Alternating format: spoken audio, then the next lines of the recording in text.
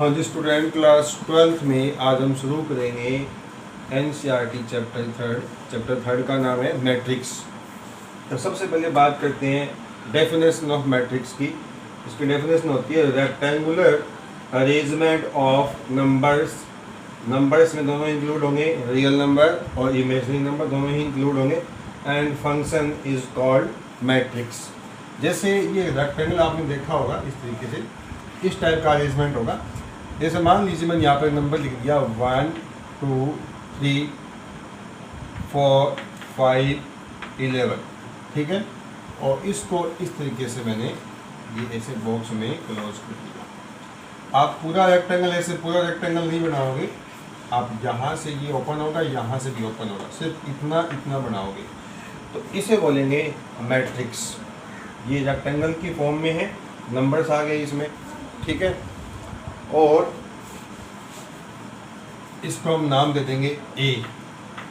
अब इसमें ये वाली होगी रो, ये आपकी है रो फर्स्ट, और ये वाली है रो सेकेंड।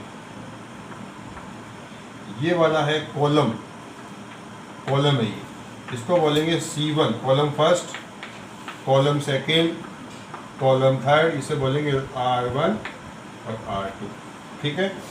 तो इस मैट्रिक्स में 2 रो है और 3 कॉलम है, इसलिए ऑर्डर ऑफ मैट्रिक्स क्या होगा? ऑर्डर ऑफ मैट्रिक्स, इसका ऑर्डर हो जाएगा 2 × 3। क्या ऑर्डर हो जाएगा इसका? 2 × 3। हमेशा ऑर्डर लिखते समय पहले क्या लिखी जाएगी? रो, फिर क्या लिखा जाएगा? कॉलम। मतलब रो इंटू कॉलम को, रो इंटू कॉलम को क्या बोलते हैं? ऑर्डर बोलते हैं। और इन दोनों का मल्टीप्लाई कर देंगे तो कितना आएगा? 6। ये 6 आ जाएंगे इसमें एलिमेंट। 6 क्या है? एलिमेंट। कितने एलिमेंट है इसमें? काउंट करो, 1 2 3 4 5 6। ठीक ऐसे ही मान लीजिए यहाँ लिख दिया जाए sin x, cos x, tan x, √3, √5 iota, कुछ भी लिख सकते हैं इसके अंदर, ठीक है। तो इसका भी ऑर्डर ये मान लीजिए यहाँ पर है 7 -1 0। तो इसमें रो कितनी हो गई? 3, कॉलम कितने हो गए? 3। इसका ऑर्डर कितना होगा? इसका ऑर्डर हो जाएगा 3 × 3, ठीक है। और किसी भी मैट्रिक्स के यहाँ लास्ट में कोने में यहाँ इसका ऑर्डर लिखा जाता है 2 × 3। ये लिखने का एक तरीका है। यहाँ क्या लिखेंगे? 3 × 3। और किसी भी मैट्रिक्स का नाम अगर लिखना हो तो उसको कैपिटल अल्फ़ाबेट से रिप्रेजेंट करना पड़ता है। जैसे कि मैंने यहाँ पर कैपिटल A से बताया, इसको आप कैपिटल B से बता सकते हैं, ठीक है। तो मैट्रिक्स क्या होती है? नंबर्स हो, नंबर भी कौन से? रियल नंबर और इमेजिनरी दोनों काउंटेबल हैं। और उसमें फंक्शन का मतलब sin x हो, cos x हो सकता है इस तरीके से आ जाए। मान लीजिए मैट्रिक्स C है, मैट्रिक्स C है, इसमें है x² y² - z yz + 5, इस तरीके से हो, कुछ भी हो सकता है इसके अंदर, क्योंकि मैंने यूज़ क्या किया? Word imaginary. वेरिएबल आ सकते हैं, अल्फ़ाबेट्स आ सकते हैं, नंबर आ सकते हैं, फंक्शन आ सकते हैं, रूट के नंबर, हर टाइप के नंबर इसमें इंक्लूड होंगे। तो ये आपके 2/2 की हो गई। क्या हो गई? 2/2 की। इसमें 2 रो हो गई, 2 ही क्या हो गए? कॉलम हो गए, ठीक है। तो ये थी मैट्रिक्स की डेफिनेशन। अब हम मैट्रिक्स को रिप्रेजेंट करने का शॉर्ट फॉर्म देखेंगे, ठीक है। और जी अब देखेंगे अपने किसी भी मैट्रिक्स को रिप्रेजेंट करने के लिए इसकी शॉर्ट फॉर्म क्या होती है। जैसे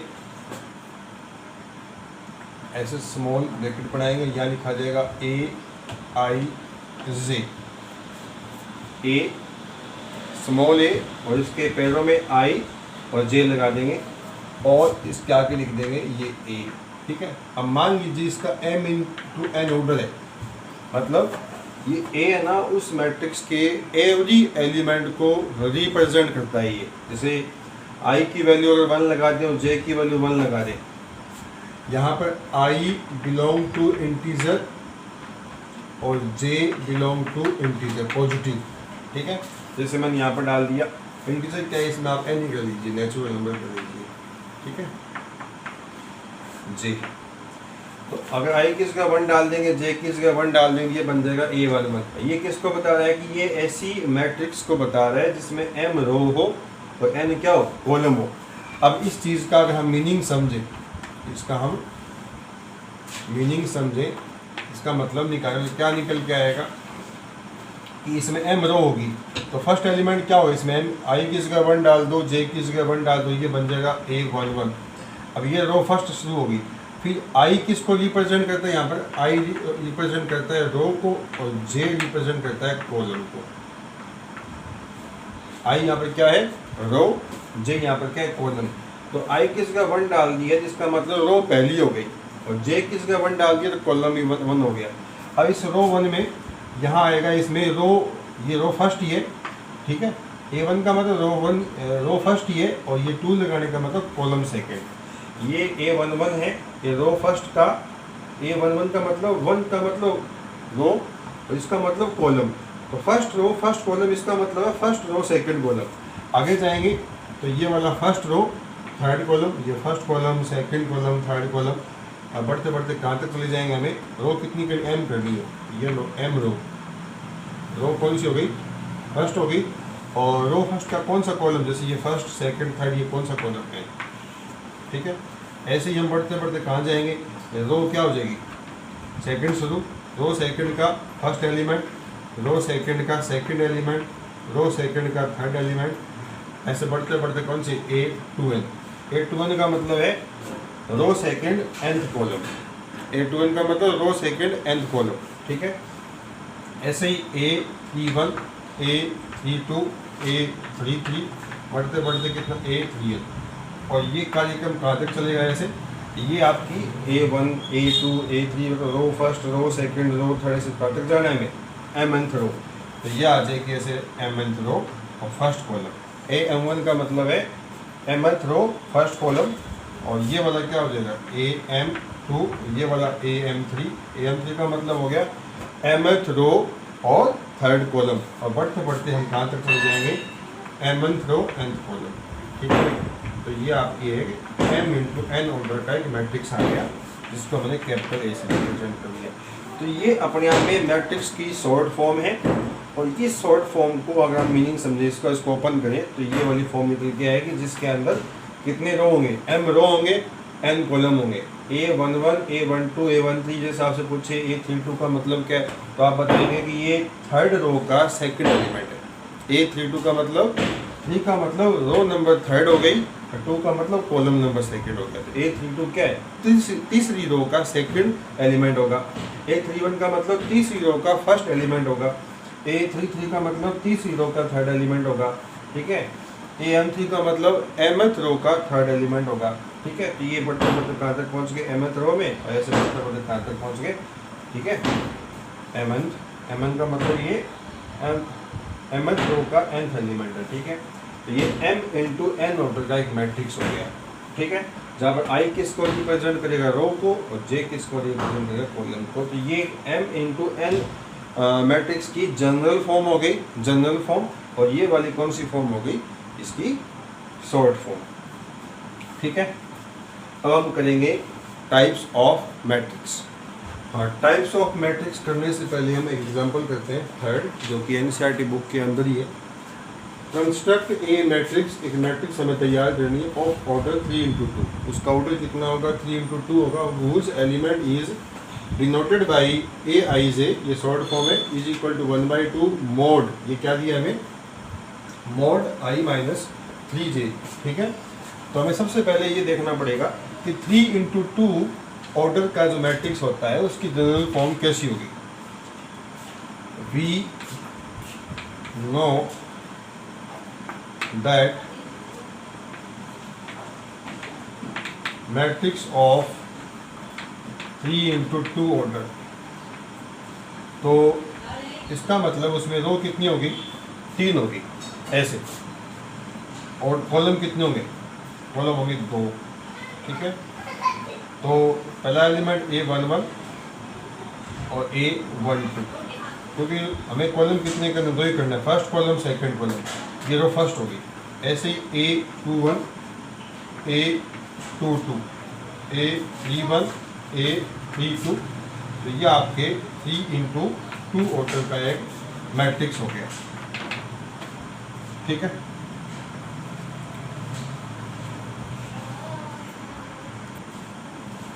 हाँ जी, ये A11 क्या है, ये फर्स्ट रो का फर्स्ट एलिमेंट, A21 क्या है सेकेंड रो का first element, A31 third row का फर्स्ट एलिमेंट, A12 का मतलब है ये फर्स्ट रो सेकेंड एलिमेंट, ये किसको बता रहा है, ये रो को ये कॉलम को इस तरीके से ये जनरल फॉर्म हो गई।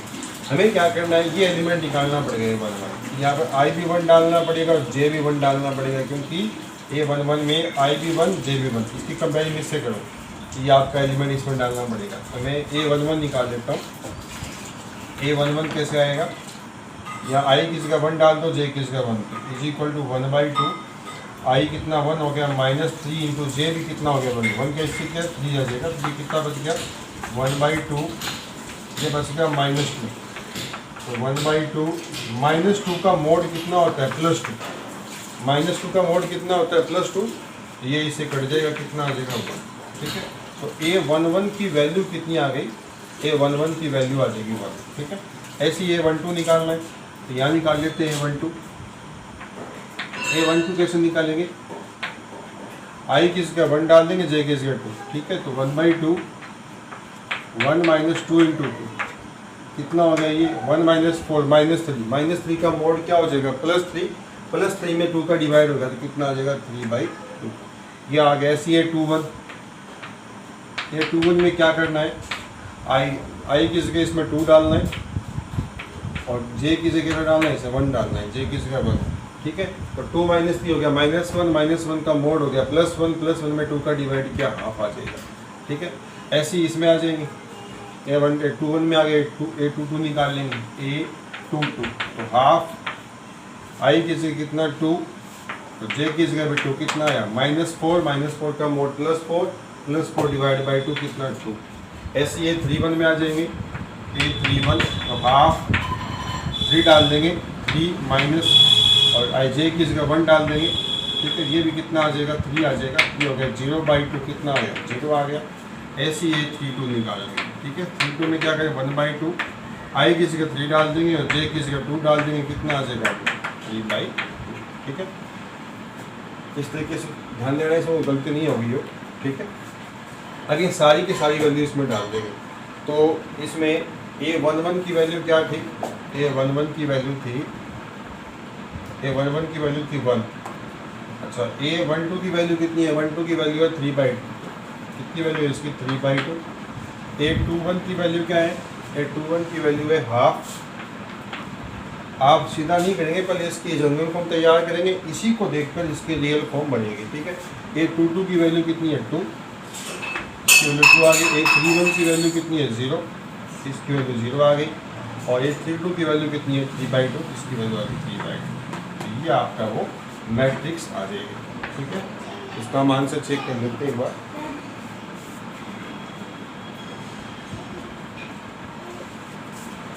इसका आंसर चेक कर लेते हैं, कितना आया 1 5/2 1/2 2 0 3/2 5/2 सेकेंड एलिमेंट 5/2 कितना आया, कौन सा A12। अच्छा, यहाँ गड़बड़ हो गई ना, ये 3 × 2 आएगा, ये आएगा 3 × 2 कितना हो गया 6, ये आ जाएगा 5/2। तो ये वाला एलिमेंट कितना आ जाएगा 5/2 आ जाएगा, क्योंकि ये 3 से मल्टीप्लाई करना, मैंने 2 से कर दिया, ठीक है। ये आपकी मैट्रिक्स आ गई, इसका ऑर्डर कितना 3 × 2। अब हम करेंगे टाइप्स ऑफ मैट्रिक्स, ये बुक में एग्जाम्पल आप करना इसके। हाँ जी, टाइप्स ऑफ मैट्रिक्स में पहला है कॉलम मैट्रिक्स, तो इसके नाम से क्लियर है, कॉलम मैट्रिक्स में सिर्फ एक कॉलम होगा, रो कितनी हो सकती है, कॉलम एक ही होगा। तो ऐसे मैट्रिक्स जिसमें नंबर ऑफ कॉलम कितने हो 1 हो, उसे बोलते हैं कॉलम मैट्रिक्स। फॉर एग्जांपल जैसे मान लीजिए ये है 1 2 3 4 ये वाली है, तो इसमें कॉलम एक ही है, रो कितनी है फर्स्ट सेकेंड थर्ड और फोर्थ। ये आपकी रो फर्स्ट है, रो सेकेंड है, रो थर्ड है, रो फोर है, और कॉलम इसमें एक ही है, ठीक है। इसका ऑर्डर कितना हो जाएगा 4 × 1। तो जनरल फॉर्म में इसे हम क्या बोलेंगे, इसमें रो कितनी हो सकती है 4 5 कितनी हो सकती है, कॉलम एक ही होगा, उसे बोलेंगे कॉलम मैट्रिक्स। तो जनरल फॉर्म के हम क्या बोलेंगे, कि अगर कोई मैट्रिक्स है AIJ, ठीक है, उसमें m×1 लिख दिया, तो यहाँ m का मतलब जो है रो कितनी हो सकती है, लेकिन आगे क्या लिखा 1 इसमें फिक्स कर दिया हमने, कॉलम एक ही होगा, तो ऐसी मैट्रिक्स को हम क्या बोलेंगे, कॉलम मैट्रिक्स बोलेंगे। ठीक है, सेकंड देखिए, अब सेकंड है रो मैट्रिक्स, ऐसी मैट्रिक्स जिसमें रो एक ही हो, कॉलम कितनी हो सकते हैं, जैसे ऐसे मान लीजिए ये वाली है 1 2 3 4 5, इनके बीच क्या कॉमा नहीं आएगी, इसमें देखिए ये कॉलम फर्स्ट है, ये कॉलम सेकंड है, ये कॉलम थर्ड है। हाँ जी स्टूडेंट, नंबर 3 है जीरो मैट्रिक्स।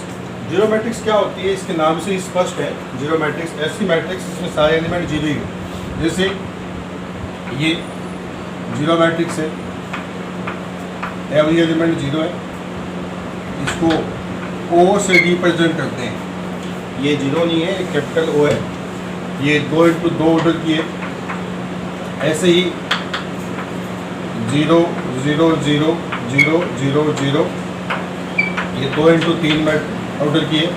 ऐसा आप किसी भी ऑर्डर की मैट्रिक्स बना सकते हो, अगर उसमें सारे एलिमेंट जीरो हो तो उसे बोलेंगे जीरो मैट्रिक्स। नेक्स्ट है स्क्वायर मैट्रिक्स। स्क्वायर मैट्रिक्स के 3 टाइप है, डायगोनल मैट्रिक्स, स्केलर मैट्रिक्स और आइडेंटिटी मैट्रिक्स, या इसको बोलते हैं यूनिट मैट्रिक्स। क्या बोलते हैं, यूनिट मैट्रिक्स। तो पहले बात करते हैं स्क्वायर मैट्रिक्स की।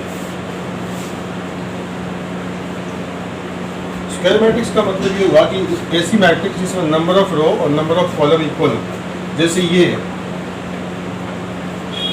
2 3 5 -7, इसमें 2×2 की है, रो भी 2 और कॉलम भी कितने, 2।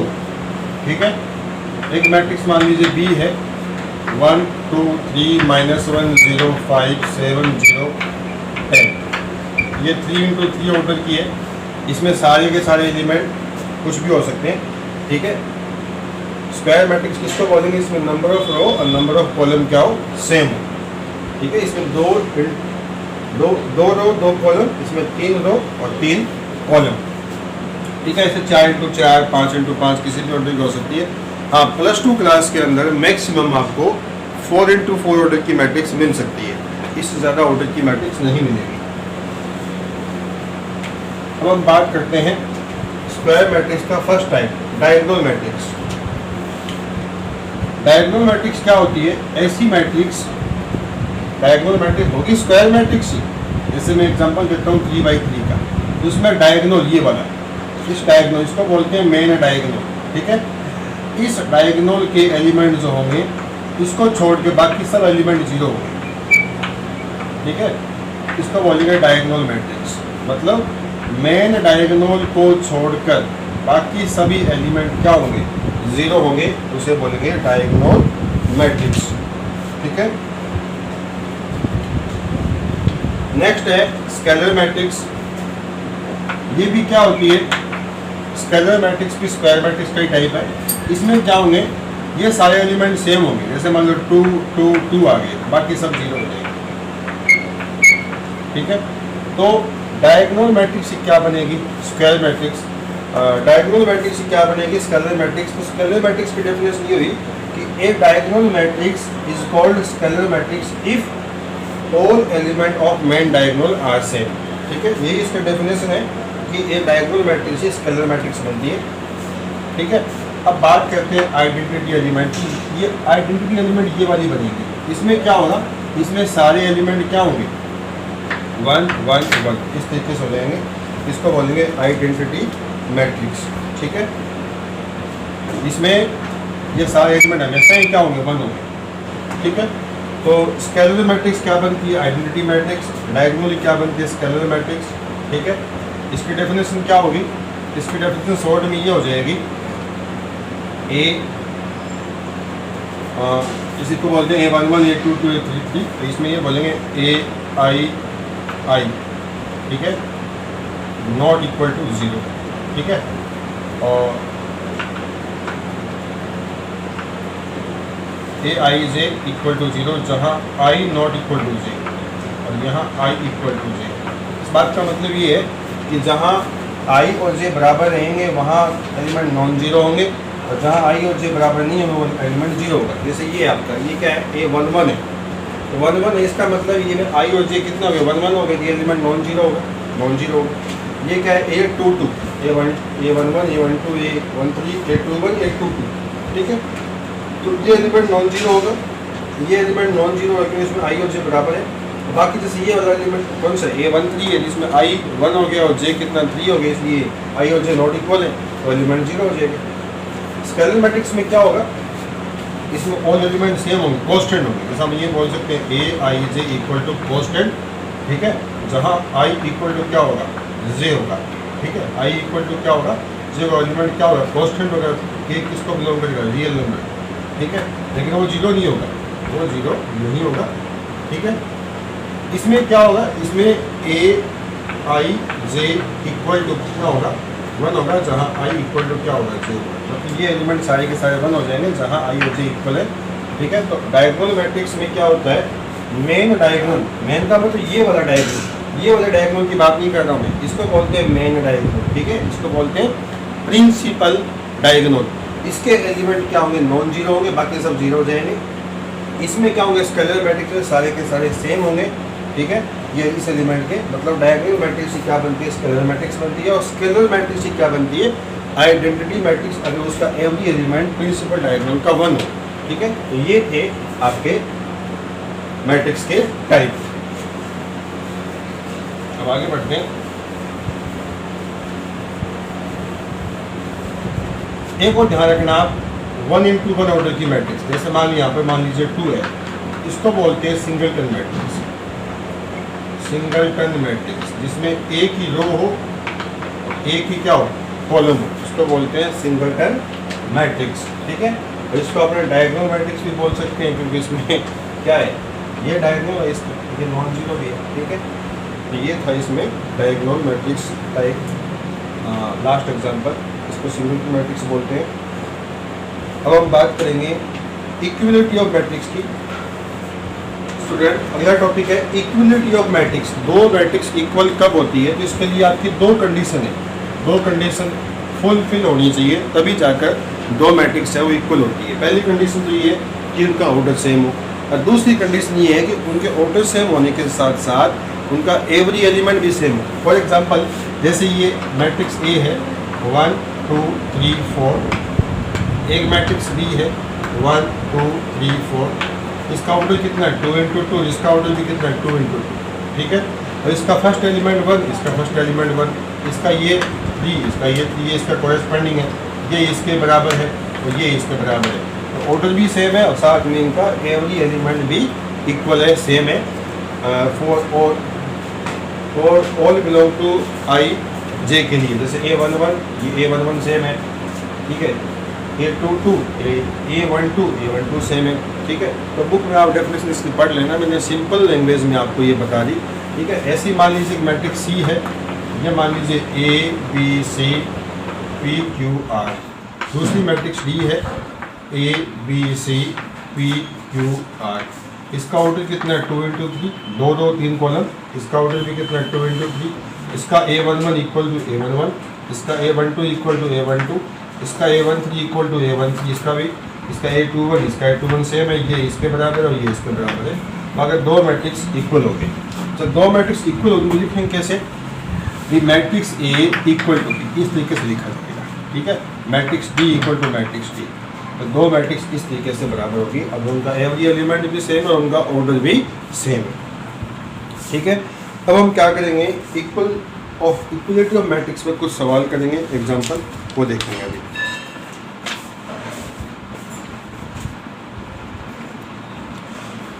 हाँ जी, एग्जांपल नंबर 5 एक्सरसाइज 3.1 से पहले है, और आप कर लेना एग्जांपल इसका।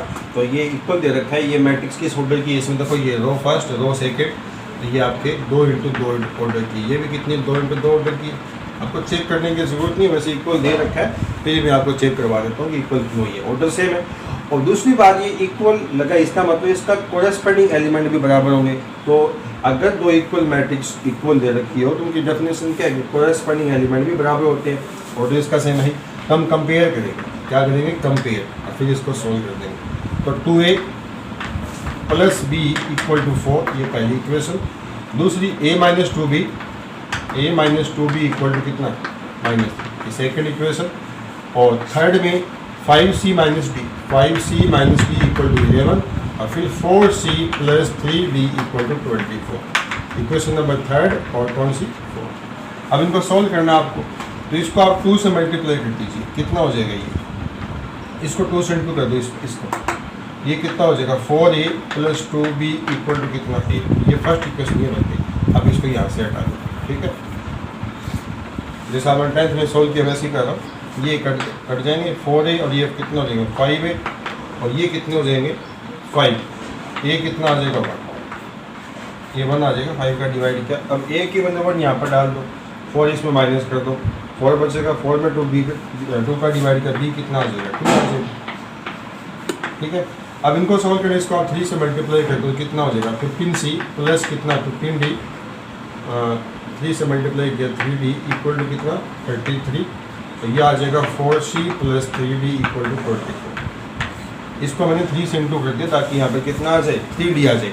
अब इनको ऐड किया तो ये वाला माइनस का था, ठीक है, ये इससे कट जाएगा, कितना हो गया, ये आ गया 19c, इधर आ गया 7, और ये आ जाएगा 5, c कितना आ जाएगा 3 आ जाएगा, 19 3 जा 57, c यहाँ पर 3 डाल दो, तो 12 माइनस का 12 बच गया, फिर 3 का डिवाइड, तो इसमें d कितना आ जाएगा, d आ जाएगा 4, ठीक है। तो इस तरीके से ये a b c d की वैल्यू आ जाएगी, ठीक है। अब आप सवाल, आपको मैं होमवर्क दे देता हूँ इसका, आप NCERT एक्सरसाइज की 3.1 एक्सरसाइज करेंगे। क्या करेंगे, 3.1 एक्सरसाइज करेंगे, ठीक है।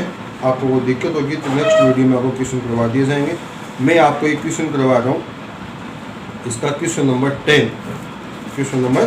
10 करवा रहा हूँ।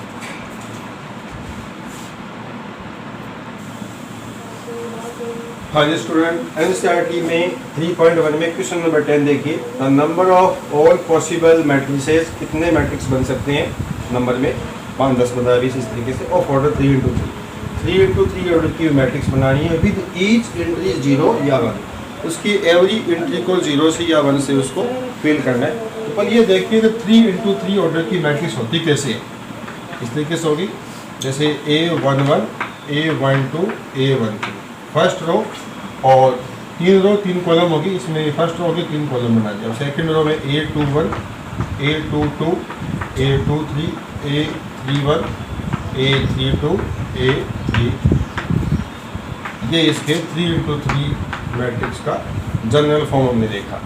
अब इसमें इसकी सारी एंट्री कितनी है, 1 2 3 4 5 6 7 8 9 एंट्रीज है, 9 एलिमेंट डालने इसमें।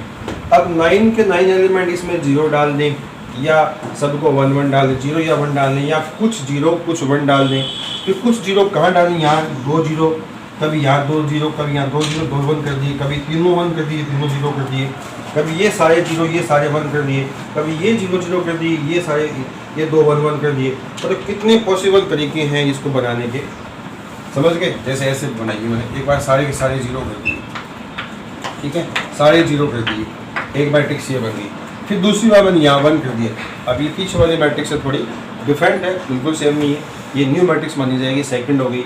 कभी मैंने यहाँ एक 1 कर दिया, नई मैट्रिक्स बन गई, कभी मैंने यहाँ एक 1 कर दिया, फिर नहीं बन गई, कभी सारे के सारे 1 1 कर दिए, कभी मैंने बीच में 0 कर दिया, ये वाला 1 कर दिया, कभी ये 0 किया, कभी इसको 1 किया। तो कितने पॉसिबल तरीके हैं मैट्रिक्स बनाने के, तो इसका आंसर आपको बताना है। तो इसको हमें सोल्व करना पड़ेगा परम्यूटेशन मेथड से। 11th क्लास में हमने पढ़ा था कि किसी नंबर ऑफ अरेंजमेंट कितने होते हैं। तो यहाँ पर आपको आपके पास 2 एलिमेंट हैं और 9 प्लेसेस हैं, first place, second place, third place. तो 9 प्लेस हैं और एवरी प्लेस के लिए आपके पास 2 ऑप्शन है, या तो 0 या फिर 1, इस तरीके से 1 2 3 4 5 6 7 8 9। तो ये फर्स्ट प्लेस है, ये वाला प्लेस ये बना दिया मैंने, 9 प्लेस हो गए, 9 प्लेस। तो इस पहले प्लेस के लिए अपने पास कितने नंबर ऑफ ऑप्शन है इसको फुलफिल करने के, तो अपने पास 2 ऑप्शन है, 0 या फिर 1। इसके लिए 2 तरीके। फिर का मतलब फिर हम क्या लगा रहे हैं, फंडामेंटल प्रिंसिपल ऑफ काउंटिंग लगा रहे हैं, मल्टीप्लाई वाला मेथड, ठीक है, पढ़ाया था एग्जाम में। इसके लिए फिर 2 तरीके हैं, इसके लिए फिर 2 तरीके हैं, इसके लिए भी 2 तरीके हैं, इसके लिए भी 2, इसके लिए भी 2, इसके लिए भी 2, इसके लिए भी 2, इसके लिए भी 2। ठीक है, तो 1 2 3 4 5 6 7 8 9 टोटल नंबर ऑफ वेज कितने हो गए? 2⁻⁹ जिसको अपने करना है 2⁻³ का 3, ये बन गया 8। 8 का क्यूब कितना होता है? 512। इसका लास्ट वाला ऑप्शन हो जाएगा। 512 मैट्रिक्स बन सकती है, जिसमें हम 0 और 1 को लेकर बना सकते हैं। और आप इस बात को फील भी कर सकते हैं कि एक बार सारे के सारे 0 डाल दिए, फिर किसी एक जगह मैंने 1 कर दिया, बाकी सब 0 थे, फिर इस 1 को घुमाया मैंने, कभी यहाँ 1 बाकी सब 0, कभी यहाँ 1 बाकी सब 0, फिर यहाँ 1 फिर बाकी सब 0, फिर सभी जगह मैंने 1 1 किए, फिर एक जगह 0 किया, 0 भी 9 प्लेस में है। इस तरीके से कितने पॉसिबल मैट्रिक्स बन सकते हैं? 512 मैट्रिक्स बन सकते हैं। ठीक है, तो आज के लेक्चर में इतना ही। आपको 3.1 एक्सरसाइज सॉल्व करनी है, और किसी भी प्रकार का कोई डाउट हो तो वो आप मेरे कमेंट बॉक्स में या व्हाट्सएप नंबर पर डाल के आप पूछ सकते हो। ठीक है, और वीडियो को आप ज़्यादा से ज़्यादा लाइक करना और उसको शेयर करना। ठीक है, मैंने अपनी पूरी कोशिश की है अच्छा सा बनाने की बेटा, फिर भी कुछ गलतियाँ रह गई, हो सकता है आपको साफ नहीं दिखाया गया हो। ठीक है, कि मेरे पास अच्छी कोई फैसिलिटी है नहीं, किसको पता था कि लॉकडाउन होने वाला है। ठीक है, थैंक यू।